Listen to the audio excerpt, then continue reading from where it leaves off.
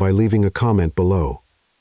If you enjoy this video, don't forget to like and subscribe. Have a wonderful day. Enjoy the story, everyone. Manhattan, New York, present day. The champagne was still fizzing on my tongue when I spotted my ex-fiancé, Ethan, weaving through the crowd at the plaza with that expression I knew all too well, the same one he'd worn when he discovered I'd forgotten to mention I didn't want kids, or when I'd revealed I preferred Netflix to the opera, or when, well, the list was embarrassingly long. Perfect. Ethan Harrington IV, because of course he had to have a Roman numeral in his name, was exactly 50 feet away from me, cutting through the wedding reception like a shark who'd caught the scent of blood. And me?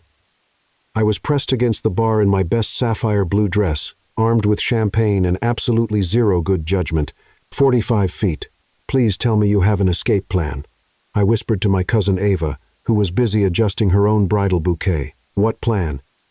You're the one who decided to show up solo to my wedding after breaking up with Ethan 3 weeks ago. 40 feet. He'd stopped to shake hands with Uncle Richard. I took a shaky breath. I needed time to think. And what exactly did you think about? 35 feet. Ethan was moving again, wearing that forced smile he used when he wanted to discuss our future together. That maybe I'm not the kind of woman who gets married at 28 just because it's expected. Sophie, you literally have 1 minute before he gets here. I scanned the ballroom desperately. The reception was gorgeous. Ava had impeccable taste, but there was nowhere to run. The terrace was packed, the stairs blocked by photographers, and then I saw him, in the darkest corner of the ballroom, leaning against the wall like he was part of the architecture, stood the most intimidating man I'd ever seen in my life. Tall, really tall, with dark hair and scruff that should have looked messy but was devastatingly attractive instead. His tuxedo clearly wasn't rented, but his posture screamed, "Don't mess with me." More importantly, Ethan was actively avoiding him. Actually, everyone was. 20 feet. "Ava," I whispered. "Who's that guy?" She followed my gaze and went pale. "That's Lucas. Lucas Wolf." The name sounded familiar, but I couldn't place it. "And why is everyone avoiding him like he has the plague?" "Because he's complicated. Very complicated. Soph, whatever you're thinking, don't." 15 feet. Ethan had dismissed Uncle Richard and was heading straight for us. "Thanks, 'cause I owe you one." Before Ava could stop me, I was crossing the ballroom toward the most feared man at the party. My Louboutin heels clicked determinedly against the marble, and I prayed my courage would last at least until I reached the other side. Lucas Wolf looked up as I approached. His eyes were dark, almost black, and they assessed me from head to toe in 2 seconds that felt like a lifetime. "Excuse me," I said, getting close to him. Too close for casual conversation. "I need a favor." He tilted his head slightly, and I noticed a small scar along his left jawline. "What kind of favor?" His voice was deep with a slight rasp that did things to my stomach. "I need you to be my boyfriend for the next 5 minutes. Lucas blinked once. Slowly. Interesting approach. I glanced over my shoulder. Ethan was 10 feet away and closing fast. "Please, I'll explain later, but right now I really need you to." He followed my gaze, spotted Ethan, and something shifted in his expression. A small, dangerous smile curved his lips. "He the problem?" "He is the problem." Lucas pushed off from the wall and, without warning, placed a hand on my waist, pulling me close, very close, close enough that I could smell his cologne, something expensive and completely masculine. "How much are you willing to pay for 5 minutes of convincing performance?" Before I could answer, I felt a hand on my shoulder. "Sophie, shoot." I turned slowly, still in the circle of Lucas's arms, and smiled with all the naturalness I could muster. "Ethan, what a coincidence running into you here." Ethan looked from me to Lucas and back again, clearly confused. "I thought we could talk about us." "Us?" Lucas spoke for the first time, and his voice had a quality that made Ethan take a step back. "Sorry, but who are you, exactly?" "Ethan Harrington. And you are her boyfriend." Lucas's hand tightened slightly on my waist, and I leaned into him, trying to look convincing. "Lucas, this is Ethan." "An acquaintance." "Acquaintance?" Ethan looked genuinely shocked. "Sophie, we were engaged for 2 years. Keyword, were," I replied, feeling a courage that definitely wasn't mine. Maybe it was the champagne. Or maybe it was the way Lucas was holding me. Like nothing in the world could hurt me while I was there. "You can't be serious. 3 weeks ago, you said you needed time to think." And I thought. Lucas pulled me even closer, and I felt him lower his head to whisper in my ear. "Relax. He don't bite. except the way he said it made my stomach flip. Sophie, Ethan continued, be reasonable. We have history. We have plans. You can't throw it all away because of he gestured vaguely at Lucas. Whatever this is. And that's when I realized two things. First, Ethan was talking about me like I was an investment he didn't want to lose. Second, Lucas was tense as a coiled spring. Look, Ethan, I said, my voice coming out steadier than I'd expected. This has a name, and this treats me like a person, not like an item on some life checklist. You're being dramatic, and you're being you. Lucas chuckled softly, and the sound vibrated against my ear. I think she made herself pretty clear, he said to Ethan. You should find someone else to bother. I'm sorry, but I don't think you understand the situation. Sophie and I, Ethan. My voice came out sharper than I'd intended. Stop. He blinked, clearly surprised by my tone. We don't have an us anymore. We don't have plans, and we definitely don't have a future. So, please, just stop. For a moment, the ballroom fell silent. Well, except for the band, still playing the Way You Look Tonight in the background, completely oblivious to the drama unfolding. Ethan looked from me to Lucas one more time, and I could see the exact moment he decided I wasn't worth the effort anymore. Fine, he said, adjusting his tuxedo, but when this theater is over, you'll realize you made a mistake. Then he turned and walked away, leaving only the scent of his expensive cologne lingering in the air. I waited until he disappeared into the crowd before stepping away from Lucas. I immediately missed the warmth of his arms, which was concerning. Thank you, I said, smoothing down my dress. You literally saved me. You're welcome. We stood in silence for a moment. Lucas had returned to his original position against the wall, but his eyes were still on me. So, I said, trying to break the tension, now that my personal drama is over, can I buy you a drink as a thank you? I don't drink at weddings. Personal policy. Survival policy. I laughed, and for a second, I thought I saw a real smile cross his face. Well, thank you anyway. Lucas Wolfe, Sophie Carter, and sorry for dragging you into my drama. It was educational. Educational? I learned you have terrible taste in men. I snorted. Hey, you don't even know me. I know enough. Something about the way he said that made me stop laughing. What do you mean? But before he could answer, Ava appeared beside us like a whirlwind of pink silk. Sophie Marie Carter. Have you completely lost your mind? Ava. Calm down. I can explain. Do you know who he is?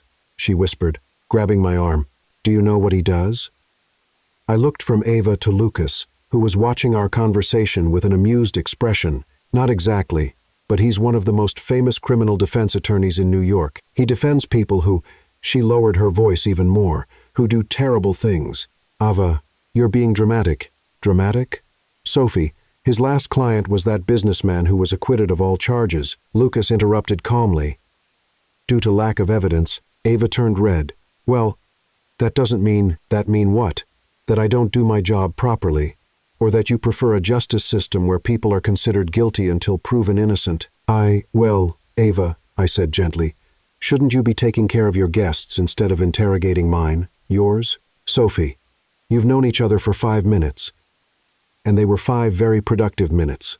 Lucas chuckled again, and I felt that strange warmth in my chest. Look, Ava said, clearly frustrated, I'm just trying to protect you. After Ethan, maybe you should take a break from the whole relationship world. Maybe I should make my own decisions. She sighed. Fine. But if you need anything, I'll be inside, trying not to have a panic attack about the fact that my cousin is flirting with the man who gives every prosecutor in Manhattan nightmares. Am I flirting? I asked after she left. Are you? I don't know. Maybe? I laughed, feeling my cheeks warm. Sorry, I'm not usually like this. Like what? Impulsive, dramatic, using dangerous strangers as shields against persistent ex-fiancé. And how are you usually? The question caught me off guard. How was I usually? Planned, I said finally. Cautious. Boring. Doesn't seem boring. You should meet me on a random Tuesday. Maybe I should. Something about the way he said that made my heart race. Lucas, can I ask you something? You can try. Why did you come to this wedding? You're clearly not enjoying yourself. Everyone's avoiding you. And you said you don't drink at weddings. He was quiet for a long moment, looking at the party happening across the ballroom. The groom's father owes me a favor, he said finally. A very big favor. And you're collecting by watching his son's wedding? I'm collecting by being seen at his son's wedding. There's a difference. What difference? Lucas looked directly into my eyes, and for the first time since I'd met him, his expression was completely serious. The difference between appearing civilized and actually being civilized. Before I could ask what that meant, the band stopped playing, and the DJ announced it was time for the newlyweds' first dance. Well, I said, watching Ava and her husband walk to the dance floor, that's my cue to leave, before someone asks why I came alone. You don't have to leave. I don't dance with me. What? One dance. You owe me that much, don't you? I owe you 5 minutes of convincing performance. That was at least 10. I laughed. Are you charging interest now? I'm renegotiating the contract. A slow song was starting, and other people were joining the newlyweds on the floor. Lucas, I'm not sure that's a good idea. Why not? Because you're dangerous. Am I? Everyone here seems to think so. And you? What do you think? I looked at him, really looked at the way his dark eyes watched me like I was an interesting puzzle, at how his shoulders filled out that tuxedo perfectly, at the small scar on his jaw that made me want to know the story behind it. I think you're the kind of dangerous that might be worth it. He extended his hand. One dance, Sophie, and then, against all my better judgment, I put my hand in his. 2 weeks later, Manhattan, New York. I should have known I was in trouble when I caught myself checking my phone every 10 minutes, hoping for a text that never came. Lucas Wolf, as it turned out, was not the type of man who sent good morning messages or asked about your day. He was the type who disappeared after one dance, one perfect, devastating dance that had left me dizzy and completely off balance and made you wonder if the entire evening had been a fever dream. You're doing it again, said my best friend, Chloe, sliding an iced coffee across the small table at our favorite cafe in Soho. Doing what? That thing where you stare at your phone like it personally insulted your entire family tree? I flipped the phone face down on the distressed wood table and wrapped my hands around the cold cup. The condensation felt good against my palms. I'm not staring, honey. You've checked that thing 6 times since we sat down 5 minutes ago. Maybe I'm expecting an important work email. Chloe raised one perfectly sculpted eyebrow, a skill I'd envied since college. At 11 a.m. on a Saturday from the marketing firm that you already run like a military operation. I took a long sip of my iced vanilla latte and didn't answer. Outside, Soho was doing its Saturday thing. Tourists with cameras, street vendors hawking handmade jewelry, couples browsing the boutiques that lined the cobblestone streets. It was one of my favorite neighborhoods in Manhattan. All cast-iron architecture and independent shops, and the kind of creative energy that made you believe anything was possible today. It just made me feel restless. Okay, Chloe said, settling back in her wrought iron chair with the determination of someone about to perform an intervention. Spill. There's nothing to spill. Sophie Marie Carter. I've known you since we were freshmen at Columbia and spent an entire semester convinced we were going to marry the guys from One Direction. I know when you're obsessing over a man. I'm not obsessing. Then why do you keep checking your phone like it holds the secrets of the universe? Because maybe I am a little obsessed. Chloe's green eyes lit up like she'd just won the lottery. I knew it.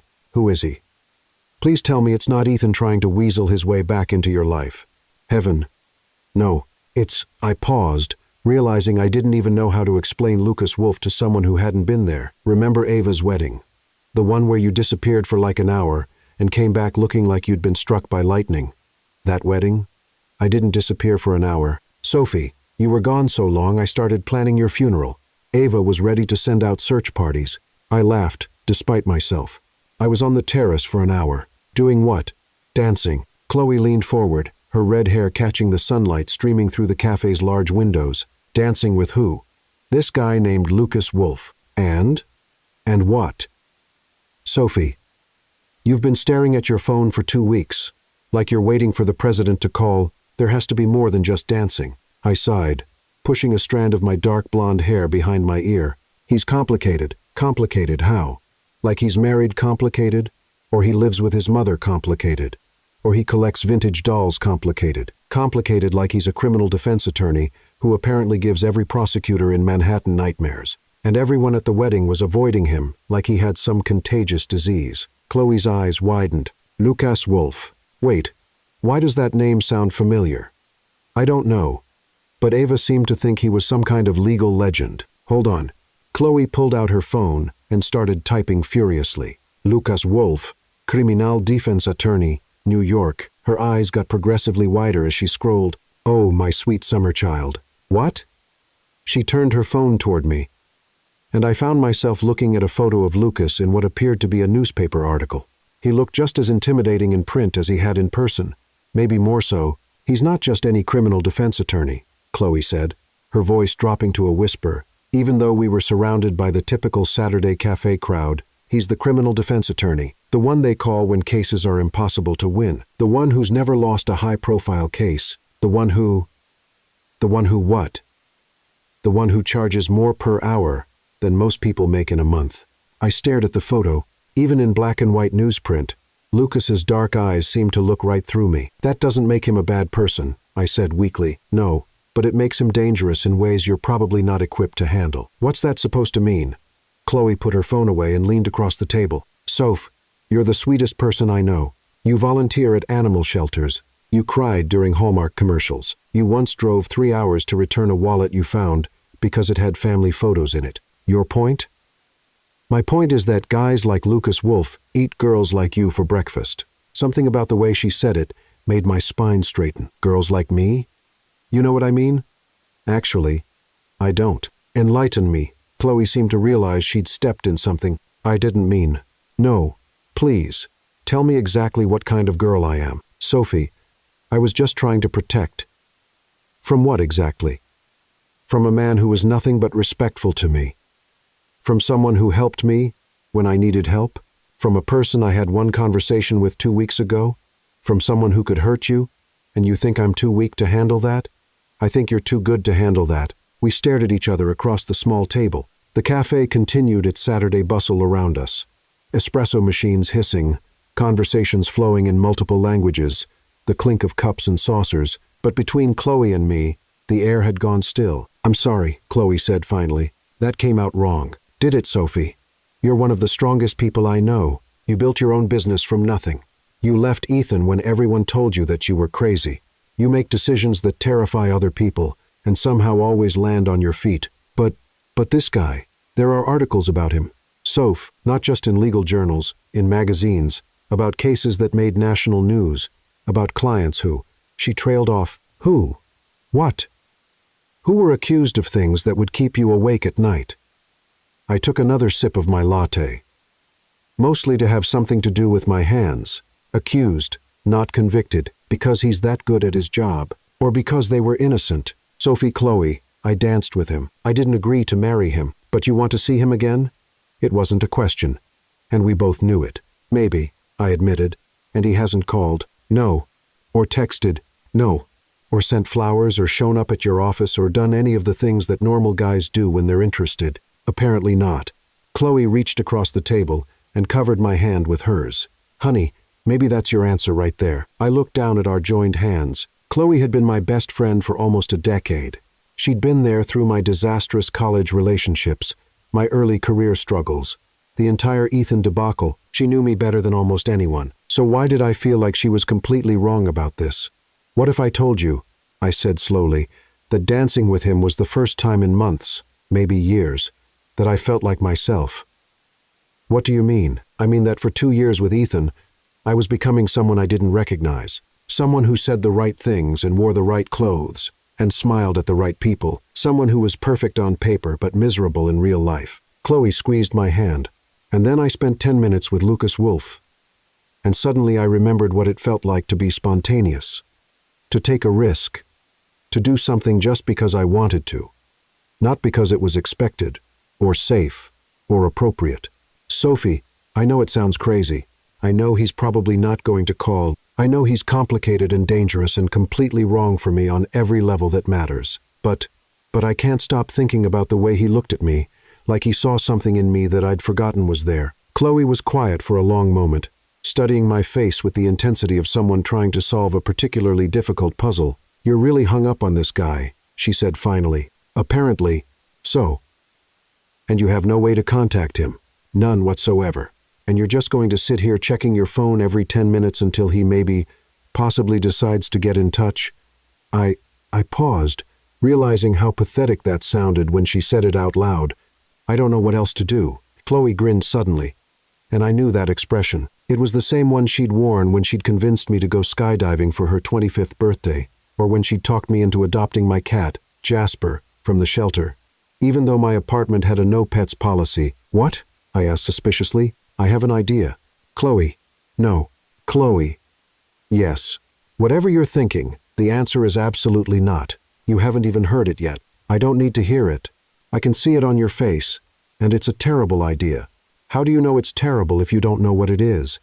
Because you have a very specific expression that you get when you're about to suggest something that will either get us arrested or end up on social media or both. This is different. How? Because this time it might actually work. I stared at her, already knowing I was going to regret asking, work how?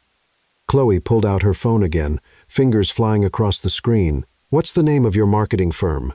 You know the name of my marketing firm. Carter Creative Solutions. Chloe, what are you? And you specialize in rebranding campaigns for small businesses, right? Among other things, yes, but... And you're always looking for new clients, Chloe. I swear if you're about to suggest what I think you're about to suggest, Lucas Wolf probably has a social media presence, right? Maybe a website that could use updating. All lawyers have websites. No. Think about it. You're a professional. He's a professional. It would be perfectly reasonable for you to reach out about potential business opportunities. Absolutely not. It's not disparate. It's networking. It's transparent and embarrassing. And I will not, Sophie. Chloe leaned forward, her expression suddenly serious. When was the last time you took a real risk? I take risks all the time. I own my own business. Business risks don't count. I'm talking about personal risks, heart risks. When was the last time you did something that scared you because the potential payoff was worth it? I opened my mouth to answer and realized I couldn't. Before Ethan, Chloe continued, you were fearless. You moved to New York with nothing but a suitcase and a dream. You started your company in your studio apartment. You said yes to things that terrified you because you knew that's how you grow. This is different. How? Because this is about a man. So I spent 2 years letting a man make me smaller. I'm not about to start chasing after another one. Sophie, look at me. I met her eyes reluctantly. You're not chasing, you're choosing. There's a difference, is there?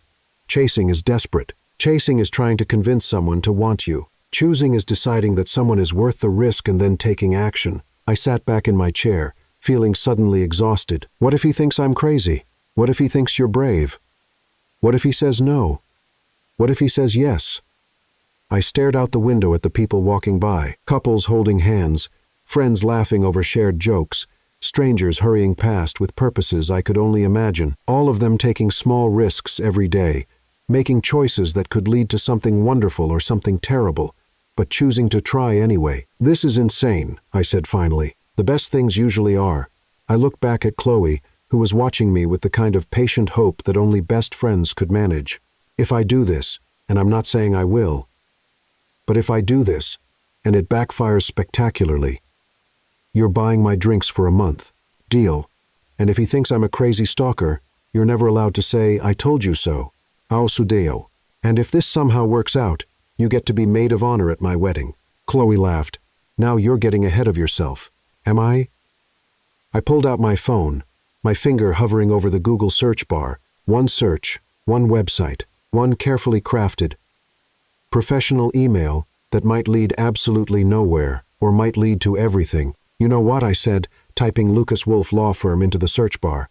Maybe it's time I remembered how to be fearless. Chloe grinned and raised her iced coffee in a toast. To being fearless, to being completely insane. I corrected, but I clinked my cup against hers anyway. And then, before I could change my mind, I started typing, Monday morning, Sophie's office, Tribeca. I stared at the email draft on my laptop screen for the 15th time in 2 hours, my cursor blinking mockingly at the end of the subject line. Marketing Services Proposal. Wolf and Associates. Delete, delete, delete. Marketing Consultation Opportunity. Carter Creative Solutions. Also terrible. Professional Services Inquiry. Boring. Generic. The kind of email that gets sent straight to spam folders. My office, a converted loft space in Tribeca that I'd spent 3 years making perfect, felt smaller than usual this morning. Exposed brick walls lined with my favorite campaigns. Floor-to-ceiling windows that usually made me feel inspired. My lucky succulent garden thriving on the windowsill. Today, it all felt like it was closing in on me. I'd been here since 7 a.m. which was ridiculous even by my standards. I'd told myself it was because I had a presentation for a new client at 10, but the truth was I couldn't sleep. Every time I'd close my eyes, I'd seen Lucas Wolf's face. The way he'd looked at me during that dance. The way he'd disappeared without a trace afterward. My phone buzzed. A text from Chloe. "Did you send the email yet?" I typed back. "Working on it. Sophie, it's 9 a.m. How long does it take to write a professional email?" Longer than you'd think when your hands shake every time you try to type the recipient's name. I'd found his law firm's website easily enough. Wolf and Associates occupied 3 floors of a building in Midtown, specialized in high-profile criminal defense, and had a client list that read like a who's who of people you definitely didn't want to meet in a dark alley. Their website was sleek but cold, all sharp lines and intimidating black and white photos that screamed, "We are very expensive and very good at what we do." What it didn't scream was, "We need help with our marketing," which was exactly the problem. I pushed back from my desk and walked to the window, coffee mug in hand. Down on the street, Monday morning was in full swing. Business people striding purposefully toward the subway. Tourists already consulting maps.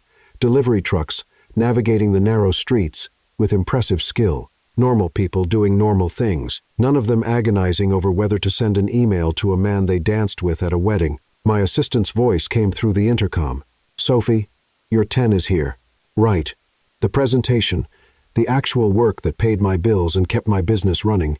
I straightened my shoulders, smoothed down my burgundy blazer, and tried to look like a competent professional instead of a woman having a mild breakdown over an unsent email. "Send them in, Emma." The next hour passed in a blur of brand strategy, discussions, and demographic analysis. The client, a small organic bakery looking to expand, was exactly the kind of business I loved working with. Passionate owners, great product, clear vision for growth. Under normal circumstances, I would have been completely engaged. Instead, I found myself thinking about the way Lucas's hand had felt against my back during that dance. "Miss Carter?" I snapped back to attention. "I'm sorry. Could you repeat the question?" The bakery owner, a woman in her 50s with flour still under her fingernails, was looking at me with concern. I asked about timeline. How long would something like this take? Right, timeline. I flipped through my notes, trying to remember what we'd been discussing. For a complete rebrand with website redesign and social media strategy, we're looking at roughly 6 to 8 weeks. Depending on revisions and approval processes, that sounds perfect. We're hoping to launch the new look before the holiday season. Absolutely doable. I made a note. Then looked up with what I hoped was a confident smile. "I'll have a detailed proposal and contract to you by end of business tomorrow." After they left, I sat alone in my office, staring at the email draft that was still open on my screen. The cursor continued its relentless blinking, judging me for my cowardice. My phone rang. Unknown number. Carter Creative Solutions. "This is Sophie." "Miss Carter." The voice was unmistakable, deep, measured, with that slight rasp that had haunted my dreams for 2 weeks. I nearly dropped the phone. "Lucas." His name came out as barely more than a whisper. "I understand you've been trying to reach me." I looked at my computer screen in confusion. The email was still sitting there, unsent. What? "My assistant received a call this morning. Someone inquiring about marketing services for our firm." My blood turned to ice water. "Oh no. Oh no. No. Is there a problem?" I closed my eyes and tried to remember how to breathe. Chloe had called his office while I was agonizing over email drafts. "I can explain," I said, though I wasn't entirely sure how. "I'm listening. Think, Sophie. Think like the professional you're supposed to be, not like a woman whose best friend just sabotaged her life. I run a marketing consultancy," I said. Attempting to sound calm and businesslike, after we met at the wedding, I did some research on your firm, and I noticed some opportunities for brand enhancement.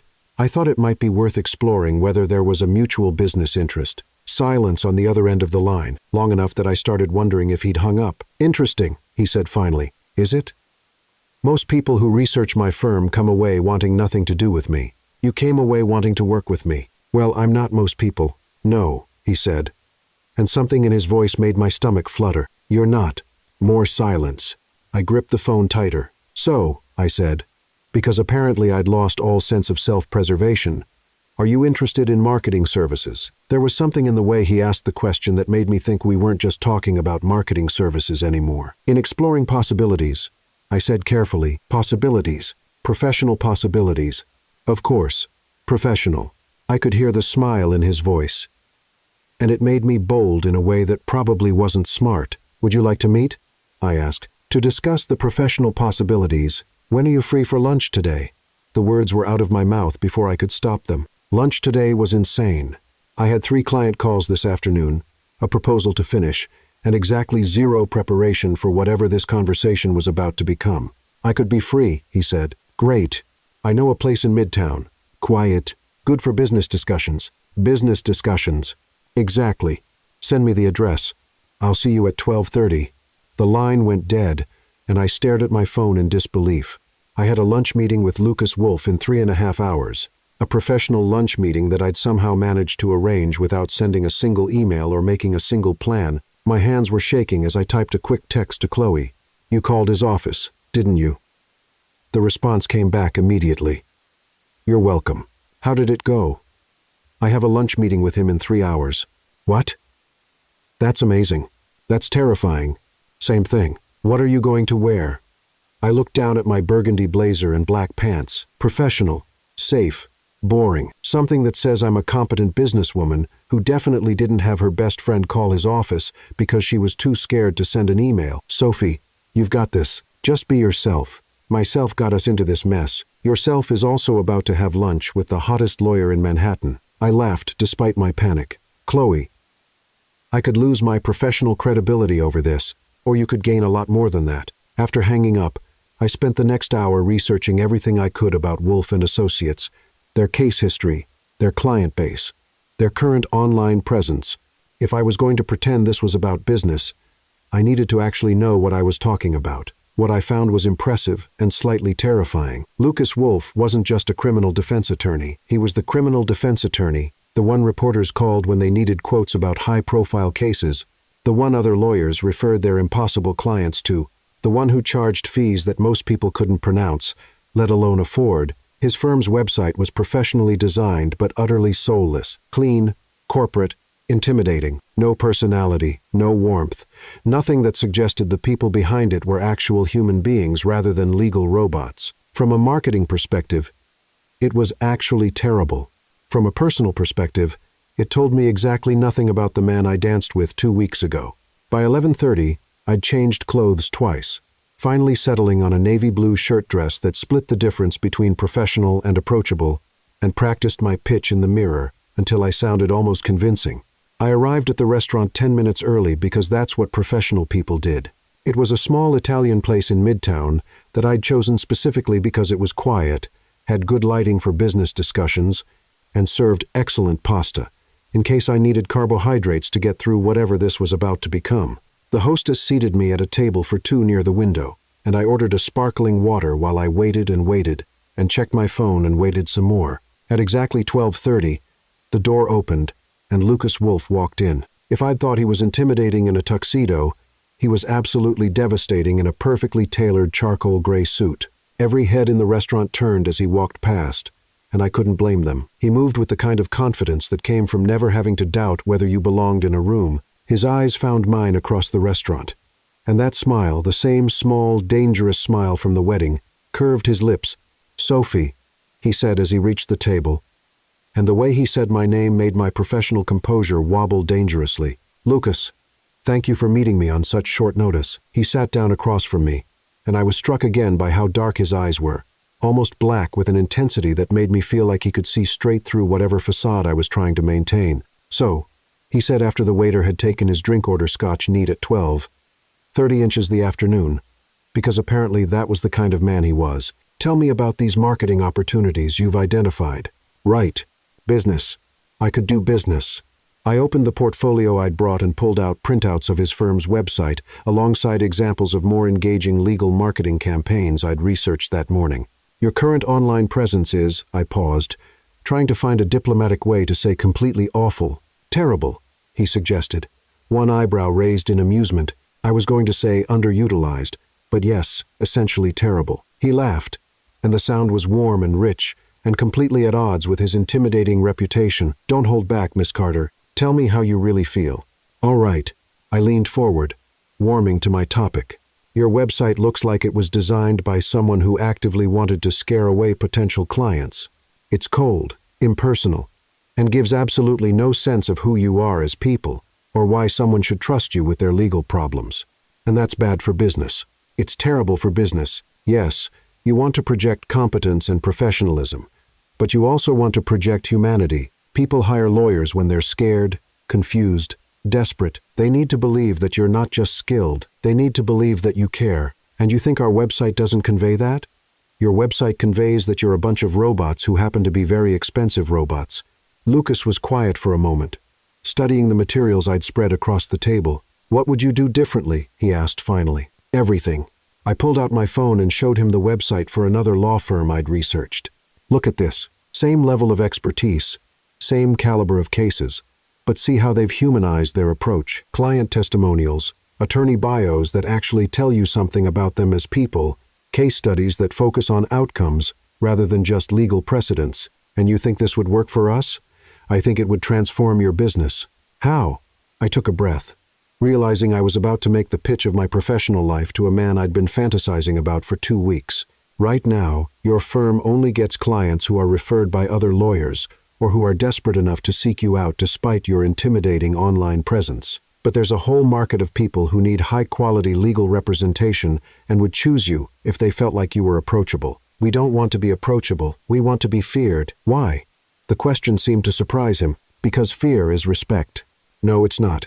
Fear is fear. Respect is something entirely different. Explain.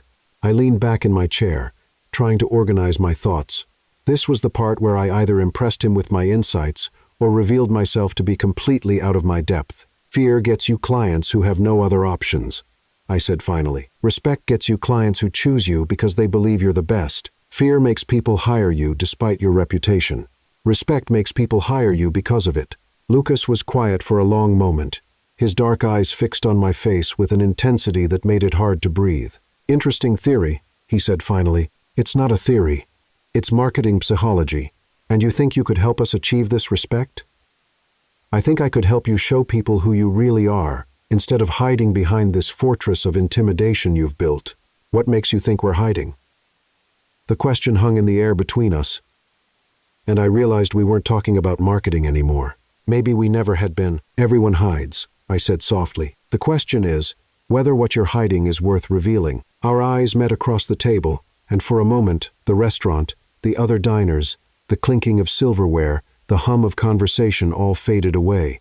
It was just him and me and this strange electric tension that had been building since the moment I'd grabbed his arm at the wedding. Sophie, he said, and my name sounded different in his voice now, less professional, more personal. Yes? This isn't really about marketing, is it? I could have lied. I could have insisted that this was purely professional, that I was just a businesswoman looking for a new client, that Chloe's phone call had been nothing more than aggressive networking. Instead, I met his eyes and told the truth. No, I said, it's not. What is it about? I don't know yet. He smiled then, not the dangerous smile from the wedding, but something warmer, more real. Neither do I, he said, but I'd like to find out. Is that a yes to the marketing proposal? That's a yes to whatever this is. The waiter appeared at our table, clearly expecting us to order lunch, but I wasn't sure I could eat anything with my stomach doing gymnastics routines. Should we order?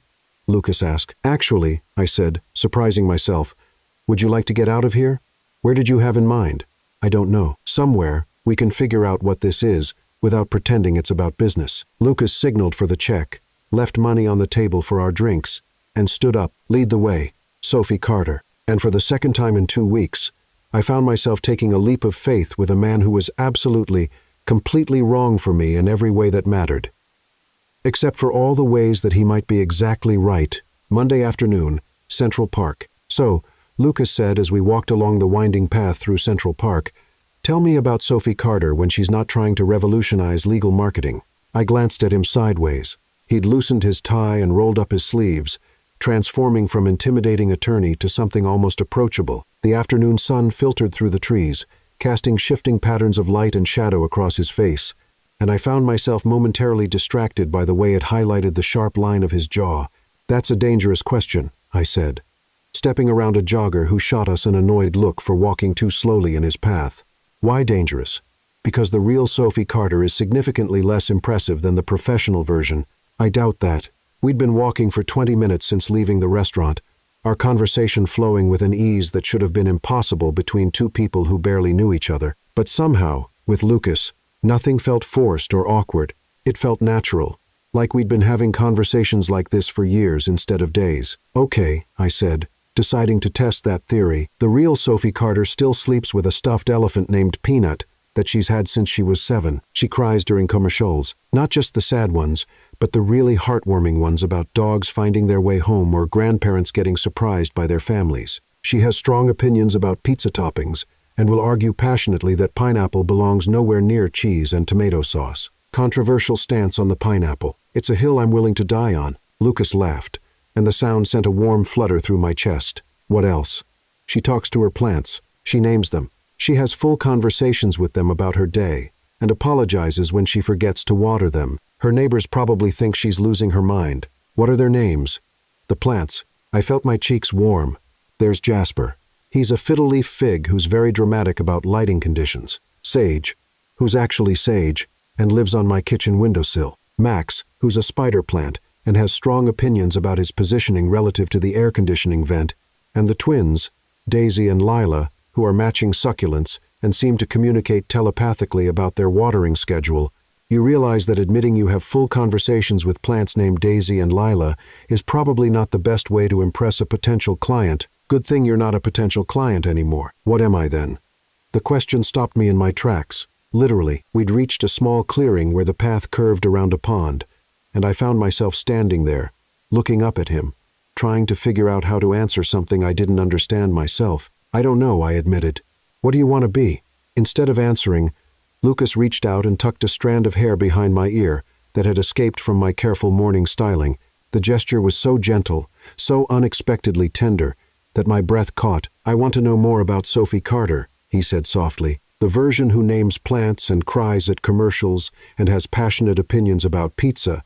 She's not very exciting. She's more interesting than you think. A group of tourists with cameras walked past us, chattering in what sounded like German, completely oblivious to the fact that my entire world had just shifted on its axis because of the way this man was looking at me. Your turn, I said, needing to break the intensity before I did something embarrassing, like melt into a puddle right there on the walking path. My turn? Tell me about Lucas Wolfe when he's not terrifying prosecutors and defending people who may or may not have done terrible things. Something flickered across his expression so quickly, I almost missed it. There's not much to tell. I don't believe that. Why not? Because nobody gets to be as good at reading people as you obviously are without being a person worth reading themselves. We started walking again, this time toward a bench that overlooked the pond. A family of ducks was gliding across the water, completely unbothered by the city chaos surrounding their little oasis. I collect first edition books, Lucas said finally as we sat down. Crime novels, mostly. Which I realize is probably exactly what you'd expect from someone in my profession, but also poetry. I have a weakness for Keats' poetry. Surprised a little, poetry doesn't exactly fit with the whole most feared man at the wedding image. Maybe that's the point. I turned to face him more fully, tucking one leg under me on the bench. What do you mean?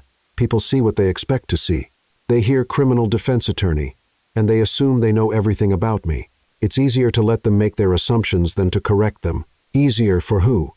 For everyone. That sounds lonely. Lucas was quiet for a long moment, watching the ducks glide across the water. When he spoke again, his voice was softer, more thoughtful. Do you know why I became a defense attorney? Because you're good at it. Because I believe everyone deserves someone in their corner, even the people, especially the people that everyone else has written off. There was something in the way he said it that made me think there was a story there. A personal one. Has anyone ever written you off? He looked at me then. Really looked at me. And I saw something vulnerable flicker in those dark eyes before he shuttered it away. More times than I care to count. Their loss? How can you say that? You don't know anything about me. I know enough. What do you know? I considered the question seriously, thinking about everything I'd observed since that first night at the wedding. I know that you could have let me make a fool of myself with Ethan, but instead, you helped a complete stranger. I know that you're intelligent enough to see through whatever professional nonsense I was trying to sell you at lunch, but you played along anyway. I know that you chose to spend your afternoon walking through Central Park with me instead of doing whatever intimidating legal things you probably had scheduled. Maybe I just don't have anything better to do. Lucas Wolfe doesn't strike me as a man who ever lacks for things to do. You're right. I had 3 client calls, 2 depositions, and a partners meeting. And you're here instead because you asked. The simplicity of the answer hit me like a physical blow. Because you asked, as if it could really be that simple. That's not a reason, is it? People don't just abandon their entire Monday afternoon schedule because someone they barely know suggests a walk in the park. I do. Why? Lucas shifted on the bench, turning to face me more directly. Do you really want to know? Yes, because in 15 years of practicing law, I've gotten very good at reading people. I can tell when someone is lying, when they're hiding something, when they're trying to manipulate me or use me or sell me something I don't want. And with you, I can't read anything. I frowned. Is that good or bad? I have no idea. That's what makes it interesting. A jogger passed us, followed by a woman walking 2 small dogs who seemed determined to investigate every single tree along the path. Normal Monday afternoon park activity. Normal people doing normal things while I sat on a bench having the most abnormal conversation of my life. Can I ask you something? I said. Shoot. At the wedding, after we danced, why didn't you ask for my number?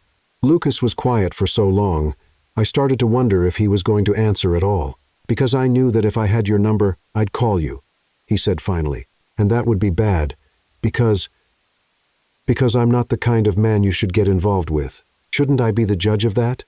You don't know what you'd be getting into. I laughed, surprising both of us.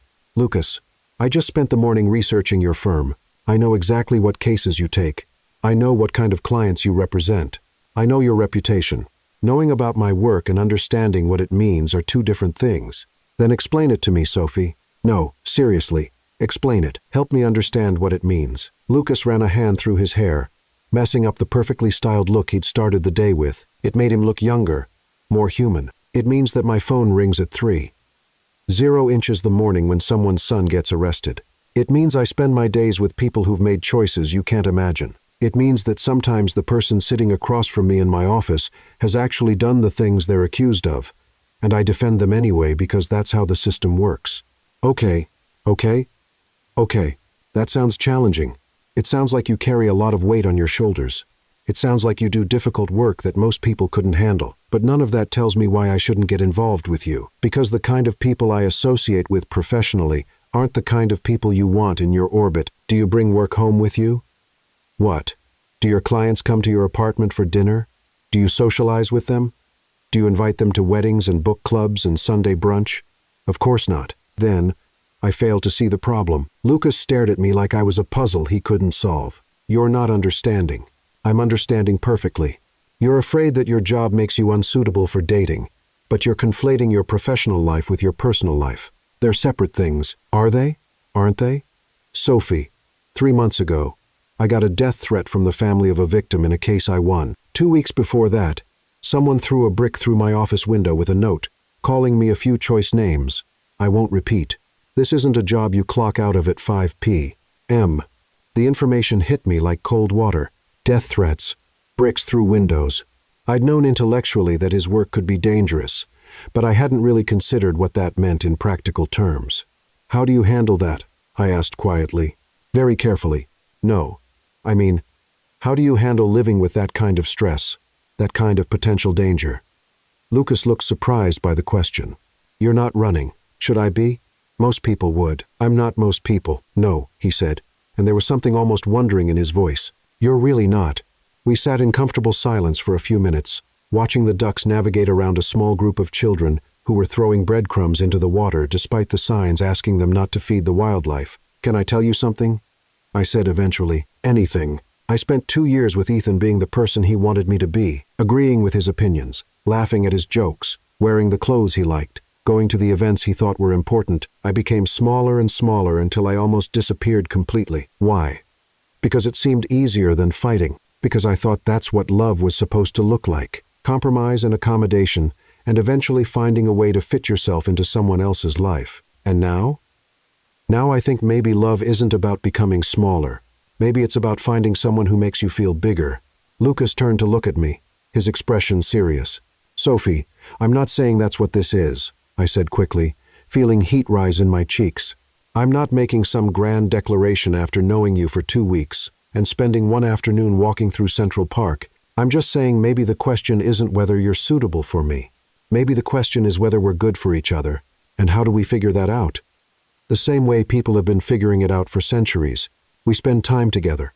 We talk. We see what happens. What if what happens is complicated?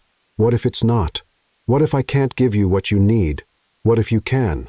Lucas smiled then, the first completely unguarded smile I'd seen from him. It transformed his entire face, erasing the intimidating attorney and revealing something warm and real and utterly devastating. You're very stubborn, he said. I prefer persistent. Same thing, entirely different things. How so? Stubborn is refusing to change your mind, even when presented with new information. Persistent is continuing to pursue something you believe is worth pursuing despite obstacles. And you think this is worth pursuing? I think you are. The words hung between us, bold and honest, and slightly terrifying. I hadn't meant to be quite so direct, but there was something about Lucas that made me want to skip the games and pretense and just tell the truth. Sophie, he said, and my name sounded different in his voice now, warmer, more intimate. Yes? Would you like to have dinner with me? As in a date? As in a date. What happened to all that stuff about not being suitable for dating? I'm choosing to ignore my better judgment. That seems like a healthy decision-making strategy. I'm sure it will end well. I laughed, feeling lighter than I had in weeks, maybe months. When? Tonight. Tonight is Monday. Is that a problem? Normal people don't go on first dates on Monday nights. We've already established that neither of us is normal people. Good point. I pulled out my phone to check my calendar, though I already knew I'd cancel whatever I had planned. What did you have in mind? Somewhere we can talk. Somewhere quiet. My apartment has excellent acoustics for conversation. The offer was out of my mouth before I'd fully thought it through. Inviting him to my apartment on our first official date was either very forward, or very stupid, or both. Are you sure? I make exceptional pasta, and you'll get to meet Daisy, Lila, Max, Jasper, and Sage. The plant family, they're very good judges of character. And if they don't approve of me, then I guess you'll have to find a way to win them over. Lucas stood up from the bench and extended his hand to help me up. Challenge accepted. As we walked back toward the park entrance, my hand still in his, I tried to process what had just happened. This morning, I'd been agonizing over an unsent email.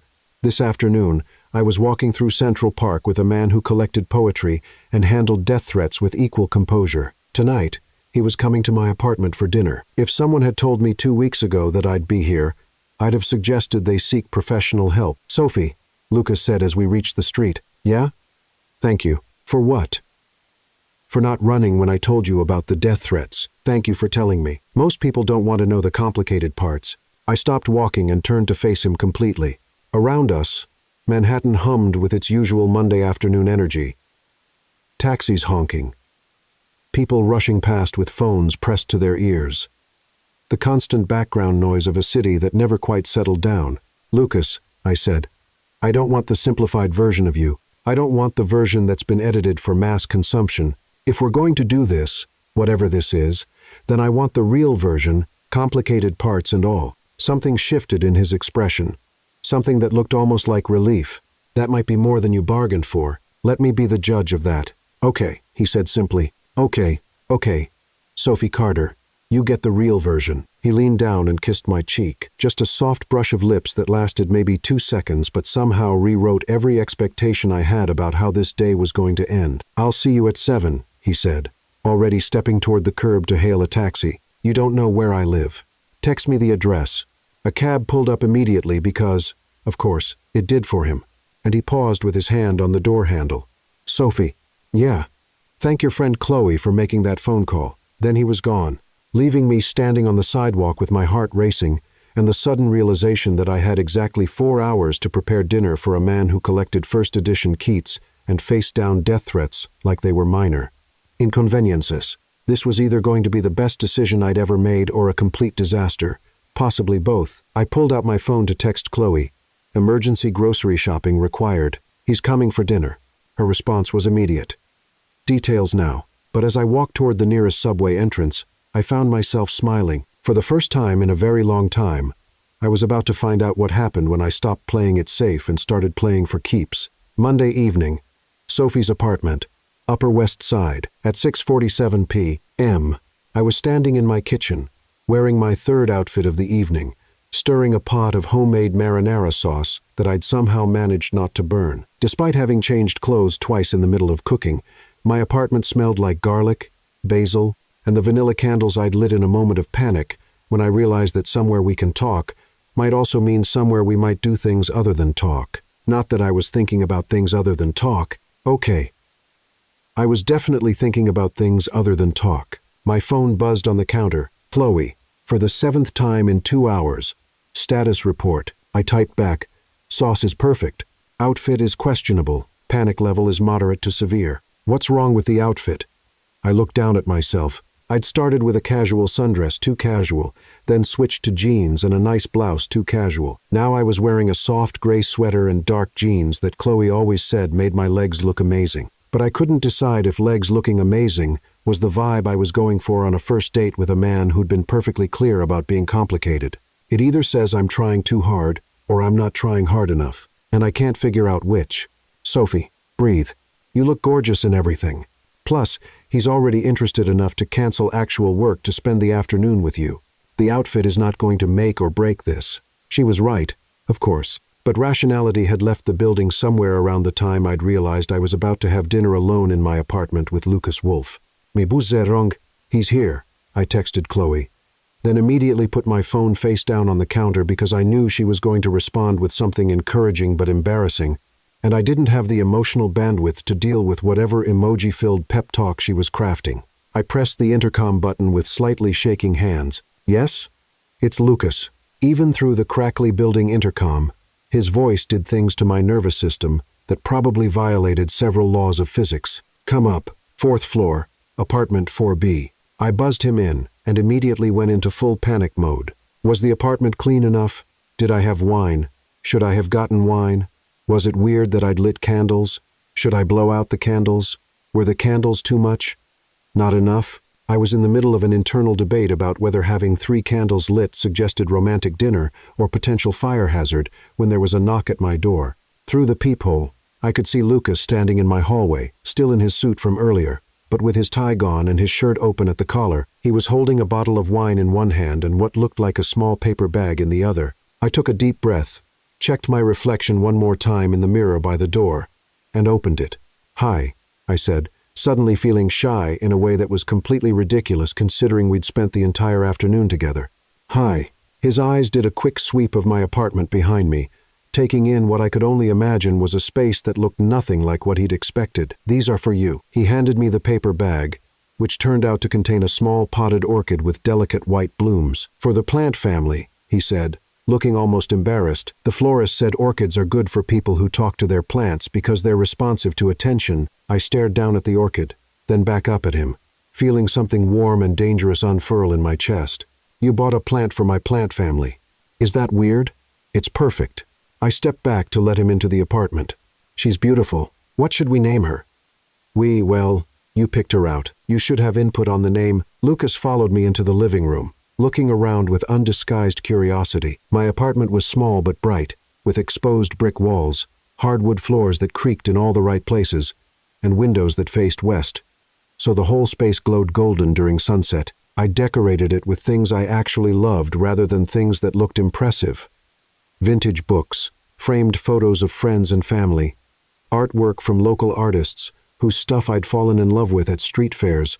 It was the opposite of Ethan's sleek, minimalist condo, where everything had been chosen for maximum impact and nothing had personality. "This is really nice," Lucas said, and something in his voice suggested he meant it. "Thanks. It's not much, but it's home. It feels like you. Is that good or bad?" "It's perfect."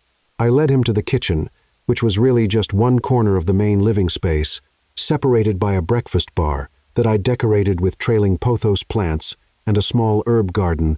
"So, these are the famous roommates," Lucas said, approaching the windowsill, where Max, Jasper, Sage, Daisy, and Lila were arranged in order of height. "Don't let Max fool you with the innocent look," I said, setting the orchid down next to them. "He's the troublemaker of the group, very demanding about his light requirements, Lucas leaned closer to examine Max, who was indeed looking particularly lush and dramatic in the early evening light. "Max," he said seriously, "it's nice to meet you. I promise to treat Sophie with the respect she deserves." I laughed. Partly from nerves, and partly because watching this intimidating attorney have a formal introduction with my spider plant was possibly the most charming thing I'd ever witnessed. "What about the new addition?" he asked, gesturing to the orchid. I studied the delicate white flowers, thinking, she looks like a lily to me.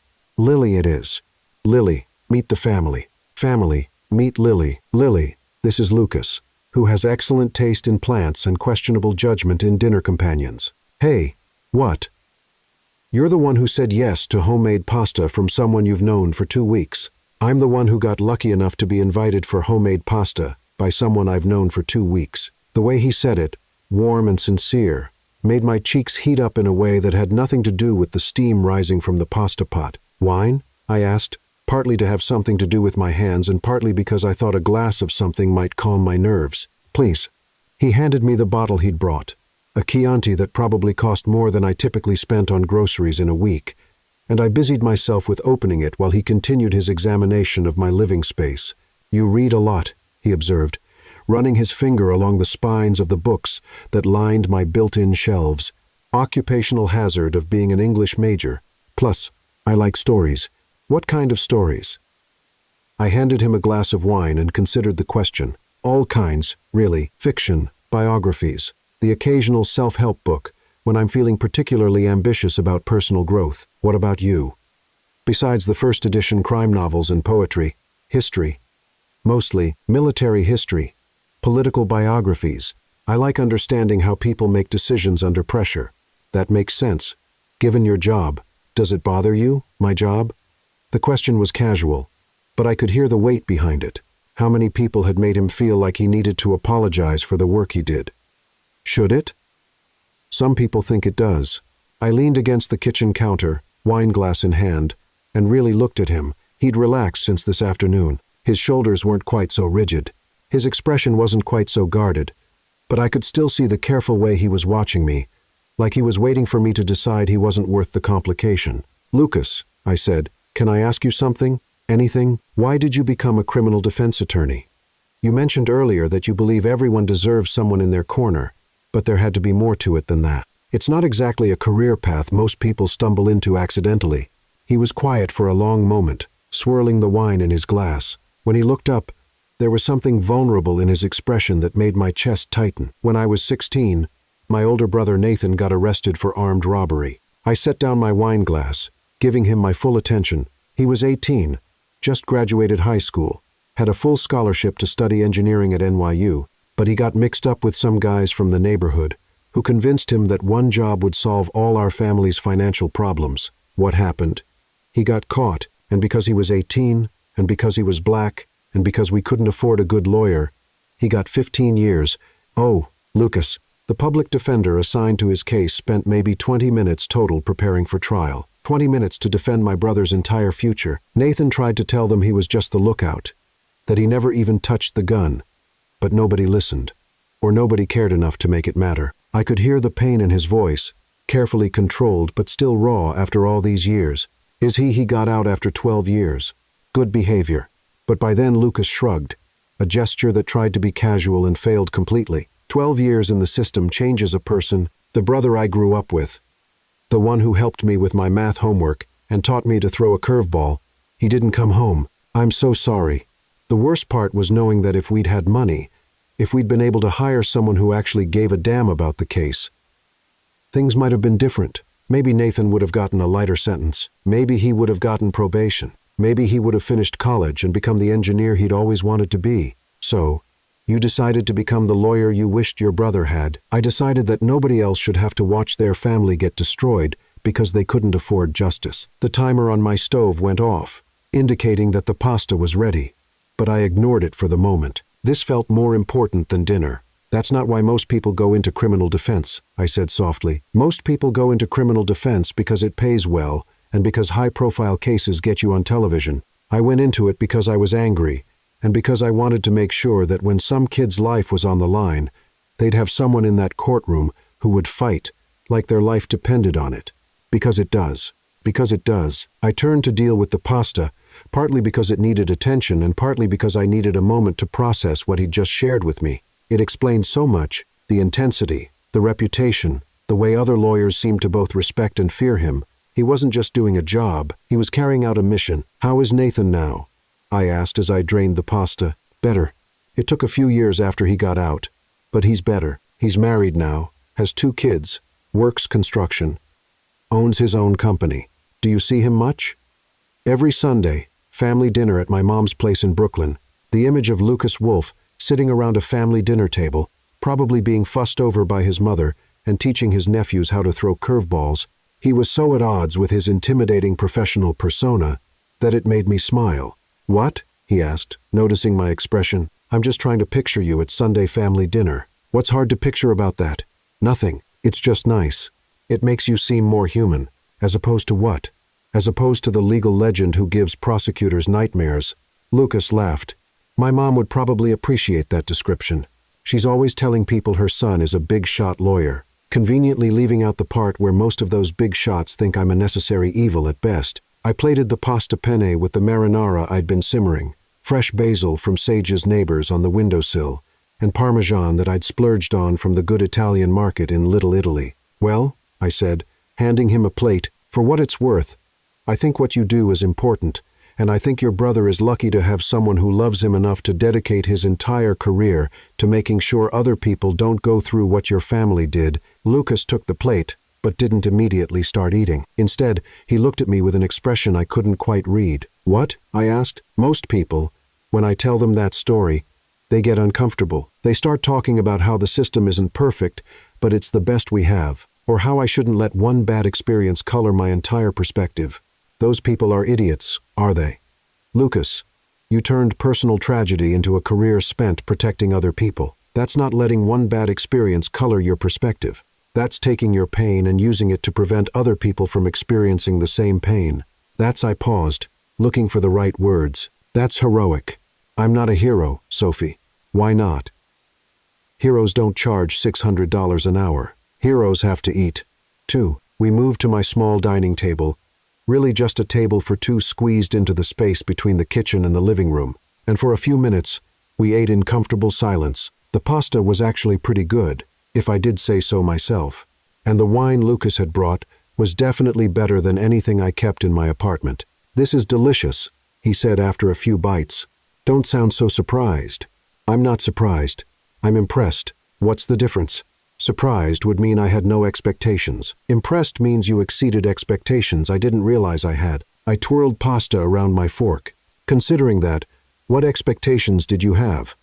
"Honestly, always. I expected you to be exactly what you seemed like at the wedding. Beautiful, charming, probably a little spoiled. The kind of woman who looks great on paper but doesn't have much depth beyond the surface."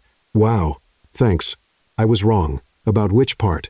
"All of it." "Well, not the beautiful and charming parts. You're definitely both of those things. But everything else, I'm not spoiled. You're genuine. There's a difference." "Explain." Lucas set down his fork and looked at me across the small table. In the candlelight, his features were softer, less intimidating, more approachable. Spoiled people take things for granted. They expect the world to arrange itself around their comfort. You. He paused, seeming to choose his words carefully. "You notice things. You pay attention to people. You bought me lunch today, even though I was basically a stranger. And you did it because you wanted to, not because you expected anything in return." "How do you know I didn't expect anything in return?" "Because when I told you about the death threats and the broken windows, you didn't run. Someone who was with me for what they could get would have run. Maybe I'm just not very bright. You're one of the smartest people I've ever met." The statement hung in the air between us, honest and a little raw. I felt my cheeks warm again, but this time it wasn't from embarrassment. "You don't know me well enough to make that assessment, don't I? We've known each other for 2 weeks, and we've spent maybe 6 hours total in each other's company. Quality over quantity. That's a nice philosophy. But, Sophie," he reached across the table and covered my hand with his, "do you know what I did during those depositions I skipped this afternoon? I assume you rescheduled them. I sat in my office thinking about the way you laughed when you told me about your plants and the way you looked when you were explaining your marketing ideas, like you were sharing something you really cared about, instead of just trying to make a sale. And the way you didn't flinch when I told you about my brother. His thumb was tracing small circles on the back of my hand, and it was making it very difficult to concentrate on the conversation. Those are just moments, I said weakly. The best things are made of moments. That sounds like something you read in a fortune cookie. It sounds like something I realized sitting in my office thinking about you, instead of doing my job. I stared down at our joined hands, trying to process the fact that this morning I'd been agonizing over an unsent email, and now Lucas Wolfe was sitting in my apartment, telling me he'd spent the afternoon thinking about me instead of working. This is moving kind of fast, I said quietly. Is that a problem? I don't know. Maybe. I spent 2 years with Ethan moving at the pace of continental drift, and look how that turned out. And how did it turn out? I almost married someone I didn't even like very much. Lucas was quiet for a moment, his thumb still tracing those maddening circles on my hand. Do you like me? He asked finally. The question was simple, but the way he asked it, like my answer actually mattered to him, made it feel like the most important question anyone had ever asked me. Yes, I said, I like you, even though I'm complicated. Because you're complicated. That doesn't make sense. Sure it does. Simple people are boring. They don't challenge you or make you think or push you to be better than you are. And you think I do those things? I looked up at him, meeting his dark eyes across the small table. I think you've made me braver in the past 2 weeks than I was in 2 years with Ethan. How? I called your office. Well, technically Chloe called your office, but I didn't stop her. I had lunch with you. I asked you to leave the restaurant and walk through Central Park with me. I invited you to my apartment for dinner. Those don't seem like particularly brave acts. They are for me. The old Sophie would have agonized over that email for weeks and then probably never sent it. She would have suffered through lunch making polite conversation about safe topics. She would have gone home alone and spent the evening wondering what might have happened if she'd been braver. And the new Sophie? The new Sophie is sitting here having dinner with a man who collects poetry and fights for people everyone else has given up on. And she's not scared of what might happen next. What do you think might happen next? The question was loaded with possibility, and we both knew it. I could feel the shift in the air between us, the way the conversation had moved from getting to know you dinner, talk to something more intimate, more charged. I don't know, I said honestly, but I'm interested in finding out. Lucas's grip on my hand tightened slightly. Sophie? Yes? I want to be clear about something. Okay, if we do this, if we see where this goes, it's not going to be simple. My life isn't simple. My work isn't simple. The people I deal with aren't simple. I understand. Do you? Because it's one thing to say you understand when we're sitting in your apartment eating dinner, and it's another thing to deal with the reality of dating someone who gets death threats. I pulled my hand free from his and stood up, suddenly needing space to think. I walked to the window that overlooked the street, watching the ordinary Monday evening activities of my neighborhood. People walking dogs, couples coming home from work, someone across the street watering plants on their fire escape. Can I ask you something? I said without turning around. Always. Are you trying to scare me away? I'm trying to be honest with you. Are you? Or are you trying to give me reasons to run so you don't have to risk getting hurt? Silence behind me. When I turned around, Lucas was still sitting at the table, but his expression had changed. Less open, more guarded. That's not what I'm doing. Isn't it, Lucas? Because it seems like every time we get close to something real, you bring up all the reasons why it won't work. Your job, your clients, your complicated life. But what if those aren't reasons? What if those are just excuses?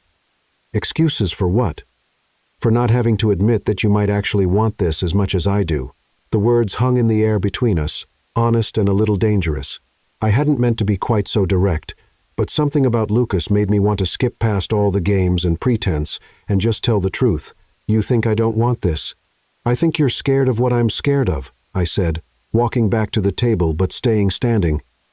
Looking down at him, of finding out that this could be something really important, Lucas stood up too, and suddenly we were very close together in my small dining space, close enough that I could smell his cologne again, could see the flecks of gold in his dark eyes. Sophie, he said softly, if this is something really important, then you deserve to know what you're getting into.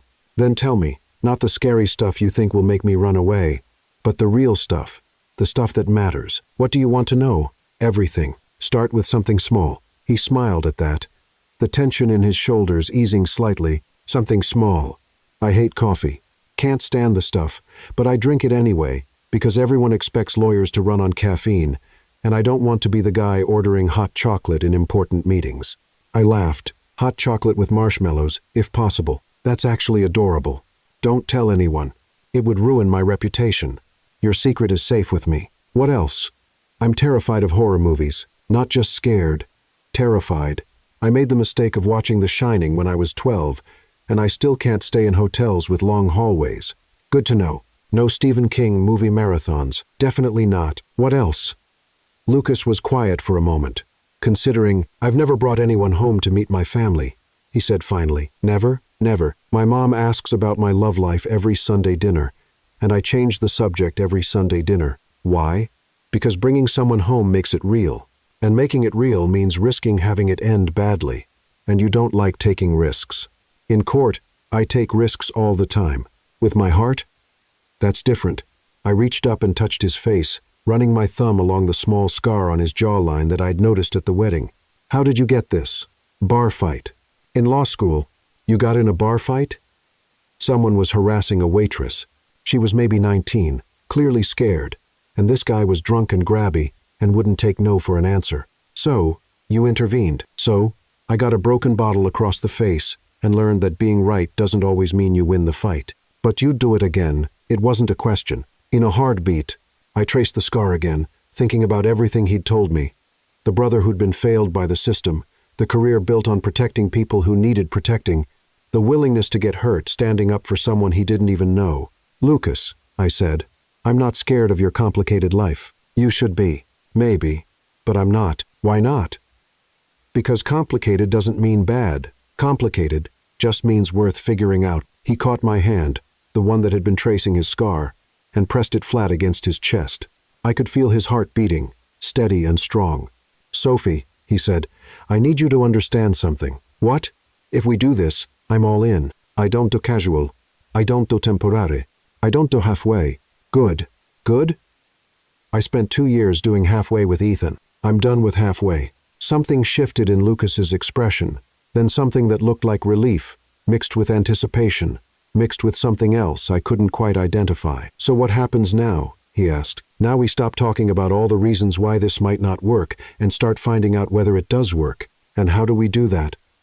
Instead of answering, I stood on my toes and kissed him. It was supposed to be a simple kiss, just a soft brush of lips to seal whatever agreement we'd just made. But the moment our mouths touched, something ignited. His arms came around me immediately, pulling me closer. And I felt that careful control he always maintained slip just enough to let me see the man underneath the lawyer. When we finally broke apart, we were both breathing a little harder. So, I said, trying to sound casual despite the fact that my knees had apparently forgotten how to support my weight. Was that a good start to finding out whether this works? That, Lucas said, his forehead resting against mine, was a very good start. Just good, Sophie? Yes. Stop fishing for compliments and kiss me again. So I did. And this time I stopped thinking about whether it was smart or safe or sensible and just let myself fall. 3 months later, Sophie's apartment, a Sunday morning in late October, I woke up to the smell of coffee brewing and the sound of Lucas's voice drifting from the kitchen, low and amused, clearly having a conversation with someone who couldn't talk back. I know, Max. But she's not going to be happy if you keep drooping like that, just because you don't like your new spot. He was saying, the light is exactly the same here as it was by the other window. You're being dramatic. I smiled into my pillow, listening to my boyfriend have what sounded like a very serious discussion with my spider plant about his recent relocation. My apartment had become something entirely different in the past 3 months, not just because of the plants that had multiplied, but because of the way it had expanded to accommodate 2 lives instead of 1. Good morning, Lily, Lucas continued, and I could picture him checking on the orchid he'd brought me on our first real date. Looking lovely as always. I stretched, enjoying the lazy Sunday morning feeling. Sundays had become sacred. No work calls, no client emergencies, no depositions or court dates, just us and coffee and whatever we felt like doing. Well, mostly just us. Today was different. Today I was meeting his family. Sophie? Lucas's voice interrupted my thoughts. You awake in there? Barely, I called back. What time is it? 8:30. I made coffee and pancakes. Pancakes? That got me out of bed. Lucas's pancakes were legendary, a recipe he'd learned from his mother. I found him in the kitchen wearing jeans and a gray Henley, standing at the stove with a spatula in one hand and his phone in the other. "Please tell me you're not dealing with work stuff on a Sunday morning," I said, wrapping my arms around his waist from behind. "I'm not dealing with work stuff," he said, chuckling. "I'm dealing with family stuff, which is arguably more stressful." "What kind of family stuff?" "My mother wants to know what kind of wine you like, whether you have any food allergies, and what your intentions are regarding her son." I groaned against his back. "She asked about my intentions." "She asked about my intentions regarding you." "Actually, and what did you tell her?" Lucas turned in my arms, sliding his hands around my waist. His dark hair was messy from sleep, and he had a small smudge of flour on his cheek. "I told her that my intentions were to convince you to keep me around for as long as possible." "Just keep you around? Maybe a little more than that. How much more?"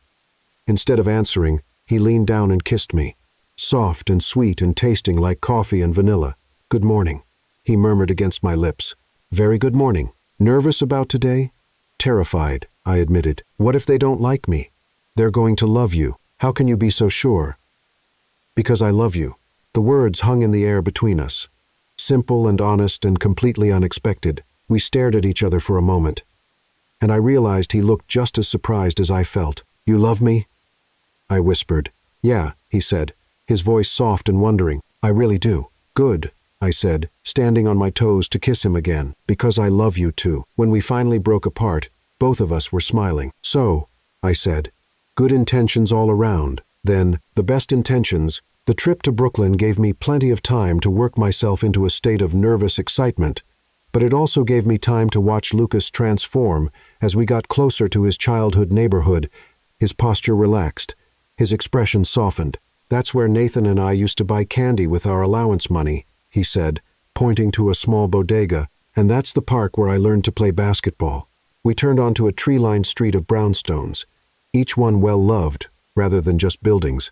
"This is it," Lucas said, stopping in front of a brownstone with a bright red door and overflowing flower boxes. Before we could knock, the door opened, and a woman who was clearly Lucas's mother appeared. She was small but had the kind of presence that filled a room.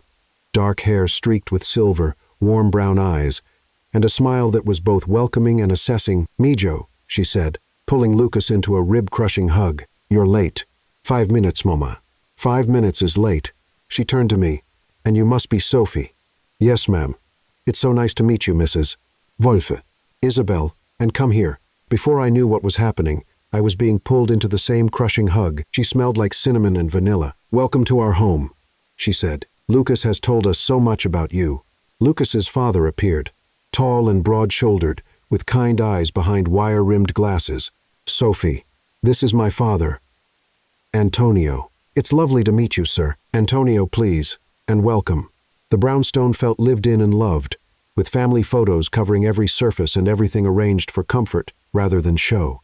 "The family is in the kitchen," Isabel said, leading us down a hallway. "Everyone wanted to meet you." The kitchen was clearly the heart of the home, with a large table and counters covered with food. The room was full of people, and the kind of organized chaos that comes from a family that's been cooking together for decades. "Everyone," Isabel announced. "This is Sophie." Suddenly, I was the center of attention for what felt like a dozen pairs of eyes. I recognized Nathan from photos, taller than Lucas, with the same dark eyes and easy smile.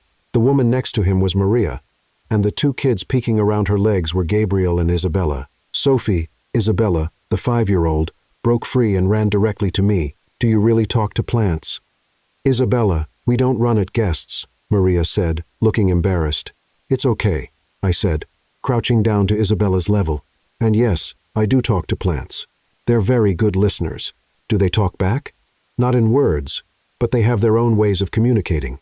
Isabella considered this seriously. "That makes sense. I talk to my stuffed animals. And do they listen?" Very carefully. I was immediately charmed by this miniature version of Lucas's earnestness. The introductions continued. Carmen, Lucas's sister; Diego, his cousin, with a very young girlfriend; and finally the matriarch. "And this is my mother," Isabel said, leading me to an older woman at the stove. "Mama, this is Sophie." Lucas's grandmother looked up and fixed me with a stare that felt like it could see straight through to my soul. She was tiny but had the kind of presence that made her seem much larger. Abuela, Lucas said. Esta es Sophie. She said something in rapid Spanish. They had a brief conversation before she nodded and smiled. She says you're prettier than she expected, Lucas translated. What did she expect? She doesn't say. Dinner was overwhelming in the best possible way. The table was packed with food, and the conversation flowed in multiple languages, covering everything from Gabriel's soccer game to Carmen's neighbor drama. I was seated between Lucas and Isabella, who had decided I was her new best friend and kept up a steady stream of chatter about kindergarten and her pet fish. Sophie, Isabel said during a brief lull. Lucas tells us you own your own business. Yes, ma'am. I run a marketing consultancy. I found myself relaxing as I talked about something I was passionate about. The family listened with genuine interest, and I noticed how they'd suddenly shifted to include me in their discussions, asking my opinion, referencing stories I'd shared. About halfway through dinner, Isabella tugged on my sleeve. Sophie, do you want kids someday? The innocent question made every adult conversation stop. Isabella, Maria said quickly. That's not polite to ask someone you just met. It's okay, I said, looking at Isabella's earnest face. Yes, I do want kids someday. Do you think I'd be good with them? You're good with plants, and they're harder than kids. Isabella said seriously. Kids can tell you what they need. Everyone laughed, and the tension broke. After dinner, I found myself alone in the kitchen with Lucas's grandmother, helping her wash dishes. You make him happy, she said in careful, accented English. I looked at her in surprise. Thank you. He makes me happy too. Good. He needs someone who makes him happy. He's a wonderful man. Yes, but difficult sometimes. Stubborn. She handed me a plate to dry. Like his abuelo, his grandfather, my husband. Very stubborn man. Very good man. She paused. Lucas, he carries too much. Like his abuelo. I thought about what she was trying to tell me. You think he takes on too much responsibility? See, always trying to fix everything. Help everyone is good.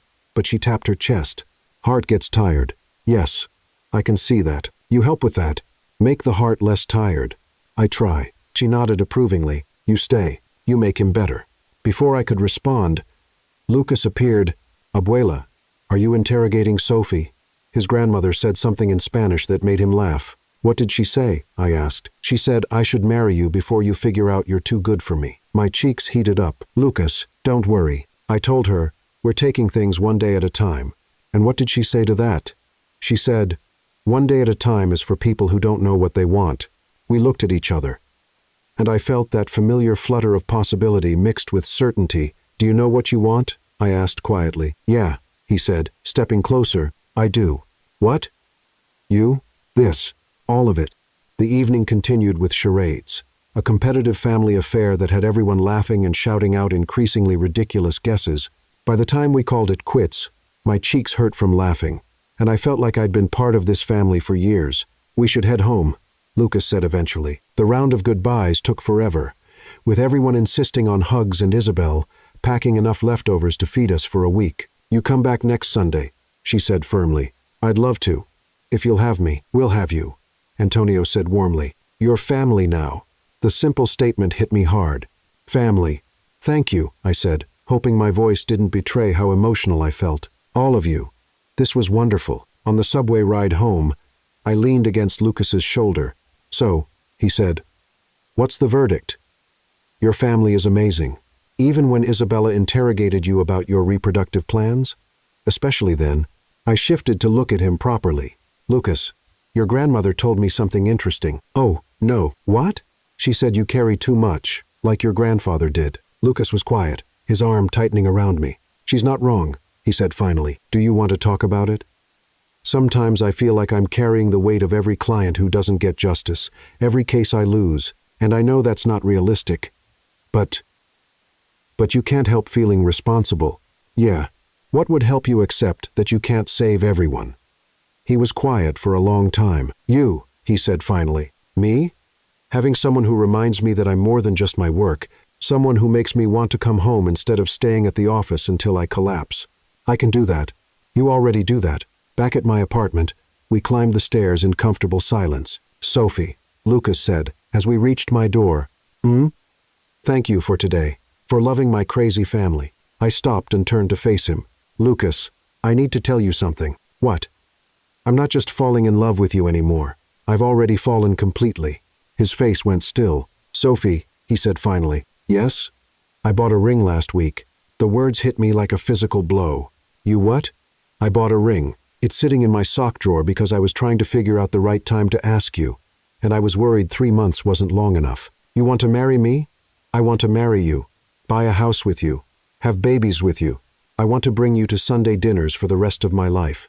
Are you proposing to me in the hallway of my apartment building? I'm telling you that I love you more than I thought possible. And if you want me to go get that ring right now, I will. I looked at this extraordinary man who was brave enough to love me with his whole heart. Yes. I said, yes. What? Yes. Go get the ring. Yes.